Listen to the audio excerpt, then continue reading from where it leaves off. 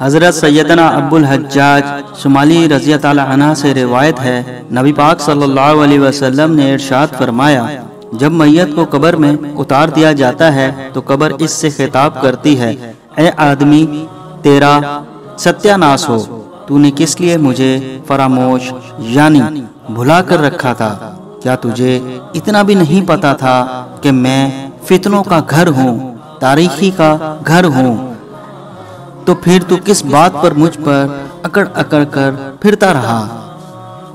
اگر وہ مردہ نیک بندے کا ہوگا تو ایک غیبی آواز قبر سے کہتی ہے، اے قبر، اگر یہ ان میں سے ہو جو نیکی کا کام کرتے ہیں اور برائی سے منع کرتے ہیں تو پھر تیرا کیا سلوک ہوگا؟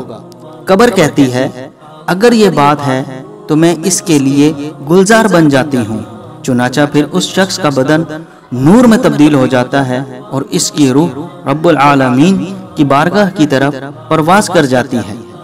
مسلمان بھائیوں، سوچنے کی تو بات یہ ہے کہ جب قبر میں تنہا رہ گئے ہوں گے، گھبراہٹ طاری ہوگی، کہیں نہ جا سکتے ہوں گے، نہ کسی کو بلا سکتے ہوں گے، اور بھاگ نکلنے کی بھی کوئی صورت نہ ہوگی، تو اس وقت قبر میں ہم پر کیا گزرے گی یہ ہم سب کا اللہ ہی جانتا ہے۔